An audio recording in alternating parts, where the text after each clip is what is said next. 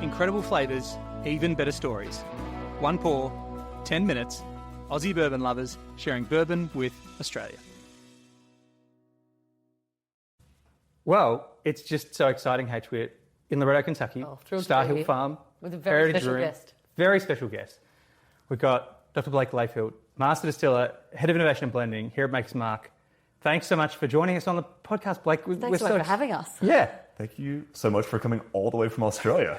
Well, we would definitely come this far for some delicious, wonderful whiskey, and you've got a wonderful, innovative new product from Maker's Mark and from your team. Tell us about what we've got in front of us. Very exciting. We do. So what we're going to be tasting today is Star Hill Farm wheat whiskey. This is the first time since 1953 that we've ever created a new mash bill. Wow. And this is celebrating nature as the maker and championing our ability to regenerate it. Maker's Mark is known for our wheated bourbon. Since 1953, we've only made one mash bill. It's 70% corn, 16% soft red winter wheat, and 14% malted barley. And our first innovation came in 2010 with Maker's Mark 46, which is where we take cast strength Maker's Mark, we take 10 virgin seared French oak staves, put it into that whiskey for 9 weeks at a cool temperature, and that articulated Bill Samuels Jr.'s perfect version of Maker's Mark. And why I tell that story and why it's unique is that it set the guardrails for what innovation really means for Maker's Mark. It means that flavor comes from nature, it comes from water, it comes from oak, it comes from grains, it comes from yeast, and it comes from time. How you manipulate and articulate those variables creates the diversity of products that you see on the shelf. And that flavor also comes from place. It comes from here. I get so many people that say, wow, Blake, wouldn't it be amazing to do a Maker's Mark aged in a Scotch barrel or aged in an X rum barrel or extra tequila barrel? Sure, it probably would be a really interesting flavor, but it wouldn't be something that's authentic, that's transparent, that's truthful really for us to be leveraging someone else's flavor and not articulating what makes ours so special. So in 2016, the grandson of the founders, our managing director and 8th generation whiskey maker, Rob Samuels, my boss, he said, how do we really highlight and showcase the unique attributes of Maker's Mark? And our unique attribute is our choice of wheat. What wheat brings to the bourbon category is very different than rye. Most of the category is made with rye, and it gives a different viscosity, but it also gives a different flavor profile. So wheat gives us a sweetness and a creaminess, like a viscosity. I don't mean creamy like dairy, but a viscosity is a weight on your tongue, and it gives you a spice note that's very different than rye, whereas rye is black pepper and clove and grassy type. Our spice is more of your holiday baking spices, your cinnamons and your nutmegs. But how do we really showcase that to people? Because I can wax poetically about it, but it's best if I can show you in a liquid form. So that actually led us to create our first ever new mash bill, which was 70% wheat and 30% malted barley. And you might say, wow, why did you pick that percentage? That's kind of random. Keep in mind that our mash bill for Maker's Mark Classic Bourbon is 70% corn, 16% soft red winter wheat, and 14% malted barley. We just removed all the corn. What would happen if we took the corn out and really focused on our flavoring grains? And then Rob asked another really interesting and compelling question, which is, how do you know you've gone too far unless you go far enough? And that led us to create our second new mash bill, which is 100% malted wheat. So Star Hill Farm wheat whiskey is a blend of those two mash bills aged for between 7 and 8 years at cask strength. And what we learned from that is it creates an entirely different whiskey. You might wonder why it doesn't have red wax on it. It's because it's not a bourbon. If it's not a bourbon, it's not Maker's Mark. But it is Star Hill Farm, and this represents us continuing to push the American whiskey category forward. And we learned so much about the impact of grain, because it is a discussion within the whiskey industry. Does mash bill matter? Some people say, well, the distillation, it removes all the flavor and it's all about the oak.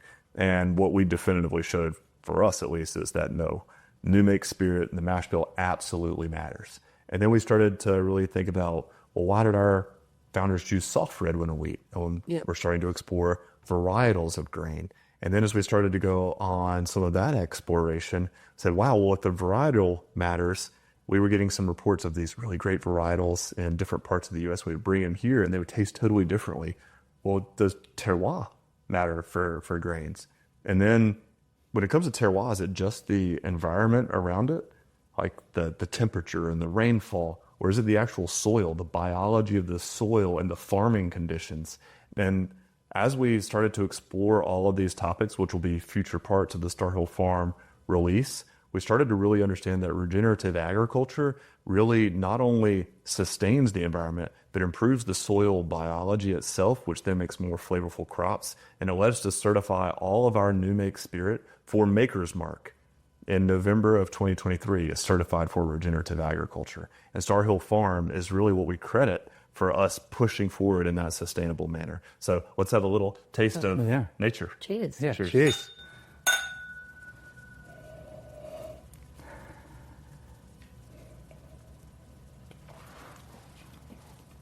Amazing. I love the silence. Says a lot. Yeah. It noses beautifully, and we're big fans of wheat whiskies. It's so smooth and like so different to your normal, wheat whiskey. Because I think of a wheat whiskey tasting a little bit like Helen grew up on a farm, and it tastes a little bit like you talk about stepping off a header and tasting, that kind of the real wheatiness. Yeah, when I nose like other wheat whiskies, I get that it goes straight back to the memories of stepping off the header or helping my dad out on the farm. Whereas I find with this, it's a lot more subtle and smoother. It's beautiful. Yeah, I get a lot of caramelization on the nose. We talked about for Maker's Mark, we have a citrusy, bright cherry type of note that tends to express itself. But in this, it's really articulating as more of like an apple type of note. So I'm getting like a lot of an apple note, and as it goes into the palate, you get that creaminess, that viscosity is really amplified. It's almost like a baked apple crunch.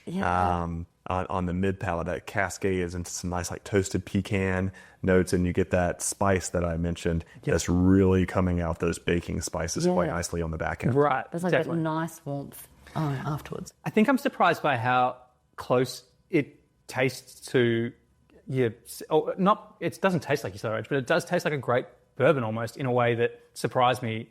I was expecting something that was going to taste quite like completely different product that. I was nervous I wouldn't like it, if I'm being really honest. I was worried, wheat whiskey, is it going to be really that good? But this is unbelievable. And those fruit characteristics as well are so prevalent. It's like a lovely, fruity, rich, delicious mouthfeel. It's also so good.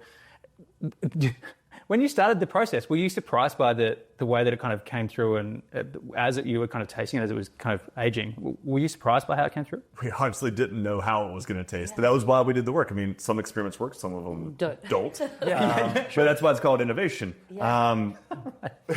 But we just during the fermentation, when you're standing over those fermenters, we've got our 8 traditional Cypress fermenters that are open top, and you can really smell what's happening. We knew this was going to be a really amazing whiskey. And as the new make spirit came off, we knew we had something there. So it goes where you're getting some of the commonalities is it is still within the American whiskey context. It does still leverage virgin charred American oak casks as the primary bit. Now, we did also do some experimental casks. So there's American oak, there's French oak, there's hybrid barrels, and there's some barrels that are looking at surface area in there because this is a wheat whiskey. It's not a bourbon. So we didn't know how it was going to mature. And unlike in Maker's Mark, where we rotate our barrels for consistency, we do not rotate these. So these are actually coming from the warehouse as nature is creating it. Okay, opens up a lot of opportunities for us to blend, a lot of diversity of flavor profiles for us. But the other thing to point out for this actually does carry the world's first estate whiskey certification.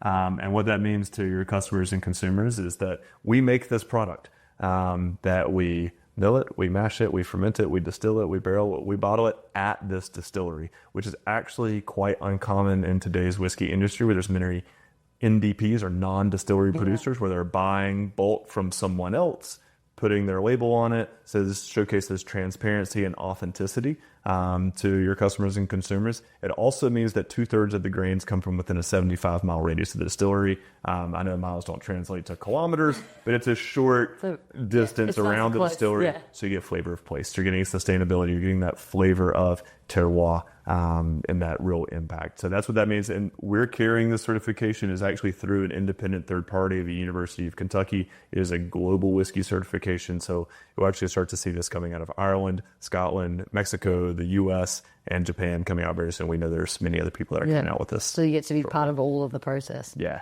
And I also heard someone mention that the proceeds from the bottle go to help other, the regenerative farming? That's correct. So we've got the Million Acre Initiative, where I just mentioned why we think regenerative agriculture is the way, not only from an environmental standpoint, but because we think it makes the best flavored whiskey. We're all about making great whiskey in the most culturally relevant and sustainable way possible. So using these proceeds to propel regenerative agriculture forward, because if a brand like Maker's Mark can do it, any brand can do it.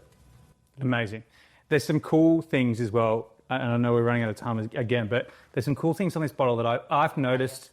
One of them is the fact that the bottom edge is hand-torn, which is kind of, I imagine, a nod to Margie's original vision. The other one is that the Star Hill Farm, the icon's gone to 8. Numeral 4. That's gone to an 8. Can you tell us what the story is with that? That's correct. So on Maker's Mark, anything with the red wax, it's S with the Roman numeral 4. So Samuel's stands for the S, and 4th for 4th generation whiskey maker. And if you ask Rob, he'll say, well, that was Margie's only mistake, because technically he was the 6th generation. He was the 4th generation that was registered, but they had 2 unregistered distillers in their lineage. So it is changed to S8 to reflect Rob. So this is Rob's vision of whiskey, really pushing the narrative for American whiskey and the story of Maker's Mark forward. So it has gone from S with the Roman numeral 4 to S with the Roman numeral 8, because Rob Samuels is our 8th generation whiskey maker, including those 2. 2, yeah. He's included the 2. That's fantastic. You got to count them in. Well, it's been so good to chat with you about this beautiful wheat whiskey, and congratulations on it. And it is available in Australia now. You don't have to travel to Kentucky to get your hands on this. You can get it in Australia. But we recommend traveling to Kentucky too. Yeah, you should definitely come over. And if I can tell you one thing, we would love to see you in Kentucky. You are always welcome here. Yes. Come see us here at Star Hill Farm. It's and beautiful. Maker's Mark. Unreal. Thanks so much, Blake. Cheers. Cheers, y'all. Thanks for listening. Make sure you're connected with us on TikTok, Instagram and YouTube, and stay connected with us by clicking subscribe on your favourite podcast app.